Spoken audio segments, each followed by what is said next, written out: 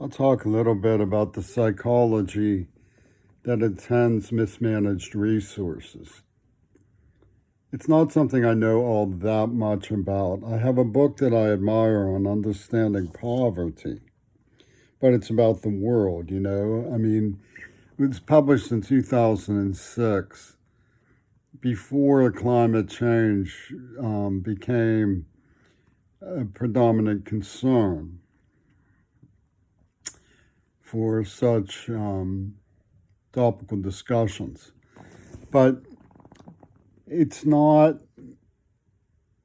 as though it doesn't seem like it was on their minds, because a careful and thorough revision of the book is certainly possible. It would embrace very easily the issues that come up in climate change. But mismanaged resources I have in mind in the United States. In the 80s, I realized that the Axis was trying to use AIDS to force America into fascist measures. Mismanaged resources means that students looking for alternatives to schools that are using some of them for vivisection can't find housing. This is something I learned in Montana when I went there with my girlfriend from Maine. We did find housing, but before we did, we were on the streets, and she was very desperate. So I saw the way that mismanaged resources provide tension for scarcity. And this leads to squabbles over who has rights, who gets first, who has seniority. And the fascists are expert at pushing these debates into what they term gleefully food fights. So they knew what they were doing by manufacturing scarcity. They were putting pressure on people who have to have no alternative but to try to put down others. And this was all due to mismanaged resources. Now, where I grew up in Pittsburgh, it's important to understand who the ferocious right wing, masquerading as though they were the cool left wing, largely Britain and Russian, were largely in the Jewish community of the city of Pittsburgh. Bernard Wattenmaker was my neighbor. I was delivered to his vivisection laboratory by the woman who birthed me for Pitt's experiments. And he was an Attica State Prison psychiatrist. Now, when you look at the fact that the outcome led to Mount Desert Island and another psychiatrist named Gottlieb, whose son Noah Gottlieb took me out to see him in the boonies of Maine, it becomes important to see that the script in which his name appears also includes the name Mancine, which is like Manson Cinema. It's a snuff film organization that includes postal union workers in the city of Tacoma who delivered my message to Courtney Kennedy with the murder of two more Kennedys who were found drowned in a lake. So Seattle is close enough to Hollywood, and it's where Manson came from. Tacoma has some Manson people here. That it's easy to recognize the criminal insanity of their mental health alliance with Wattenmaker. But also significantly is that the Texas School Book, which the Green Party licky chops about with their snuff film pornographic genocide alibis, always starring the grievance of the black man. was the script about the murder of JFK. It's a Texas school book. So it's relevant not only that there was a Gottlieb working with Watmaker, but that the psychiatrist in Haight Asbury for Manson was Jolly West, who reported back to Sidney Gottlieb, a Central Intelligence Agency psychiatrist working the MK Ultra drug programs. So who pushed the drugs in Pittsburgh? It was always the Israelis. But they're trying to break down the norms in the United States. If you have Ruby being tended and handled by the same psychiatrist as Charlie Manson, under Sidney Gottlieb, you have a certain amount of understanding, basic institutional processes on the part of the Axis. Now, I don't think what Ronald Reagan did was brilliant.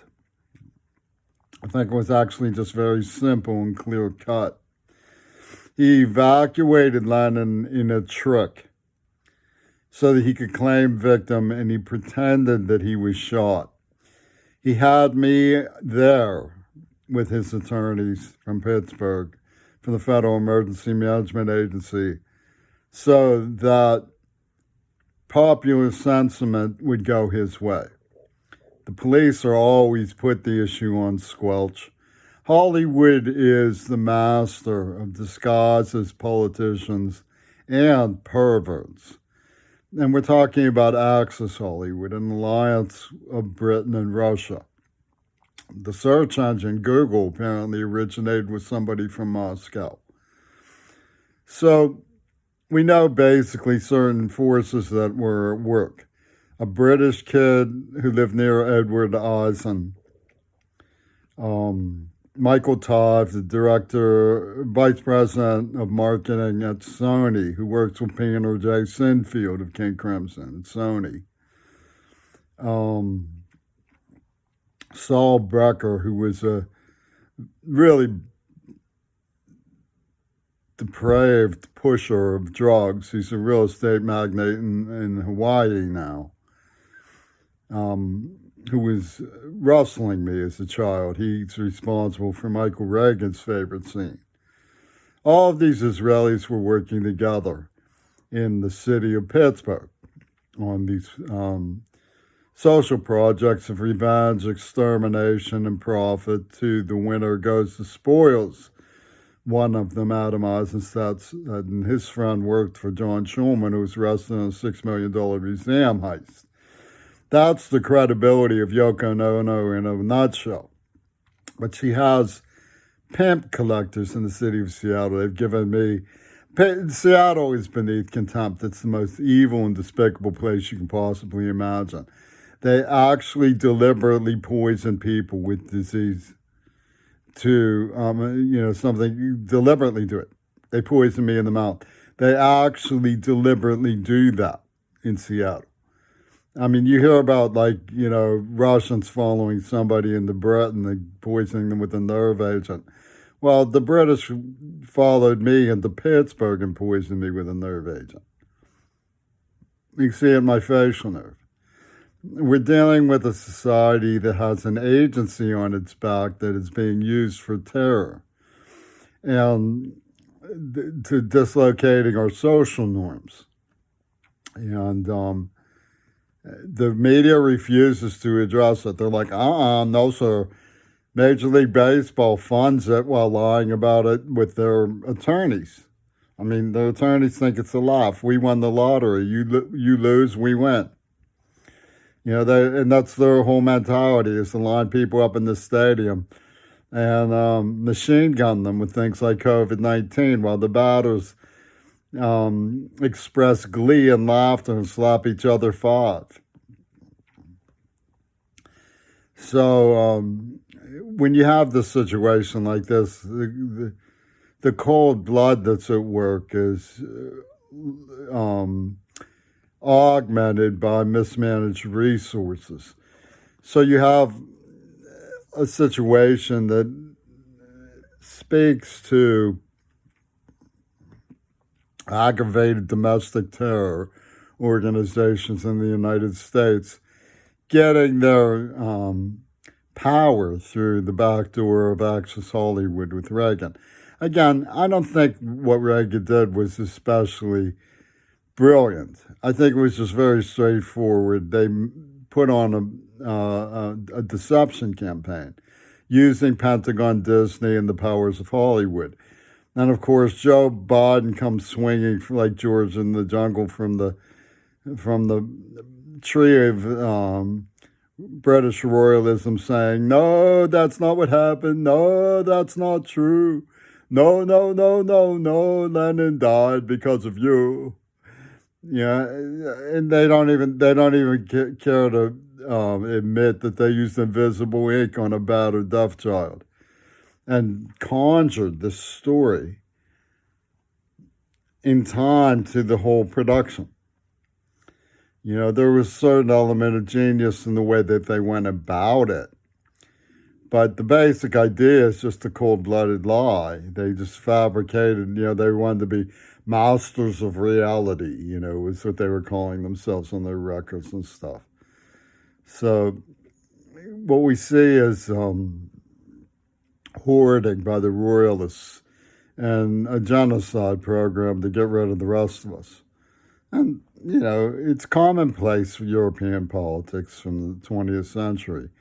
I don't think we should stand swearing allegiance to it. I mean, I thought it was pretty disgusting that I spent the last 3 years listening to really droll commentary by wild people who had just thrown their grannies under the bus. They thrown the whole country's grannies under the bus with the COVID-19, and they couldn't say anything. I mean, the Axis took a poop on their faces, and they were like Sieg Heil. And the only thing you get from the British about it is, ha, ha, ha, ha, ha. Ringo, yeah, ha, ha.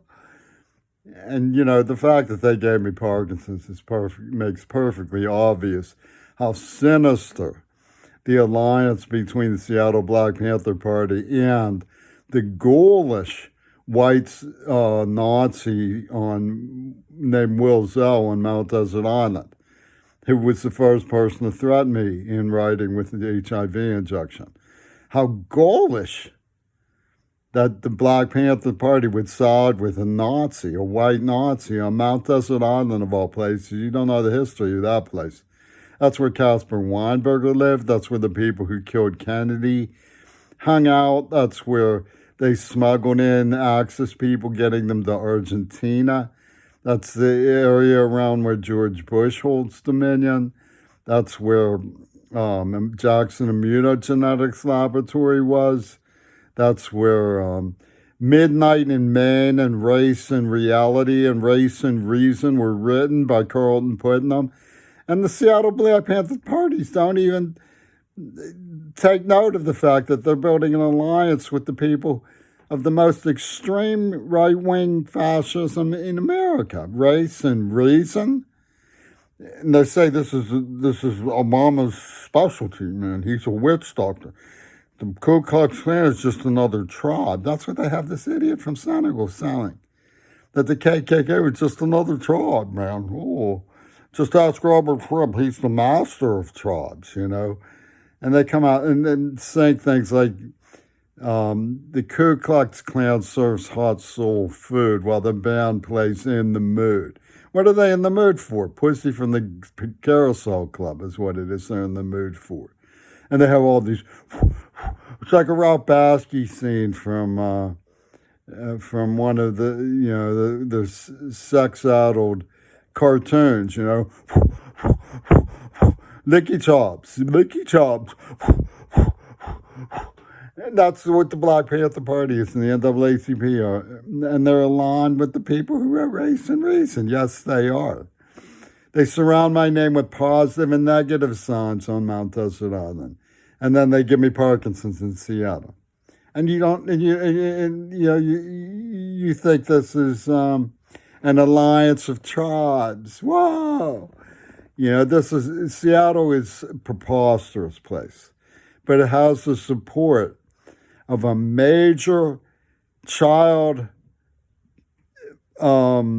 mutilation ring run by the Gottlieb and Wanamaker Syndicate, who produced the Manson show and the Jack Ruby show for Access Hollywood. Again, I don't think what Reagan did was so brilliant in pulling that stunt with John Lennon. It was really very simple. Pretend. Give them a double fantasy. Pretend that you died. And we'll evacuate you back in the USSR. No, with Snowden. Edward Snowden, right?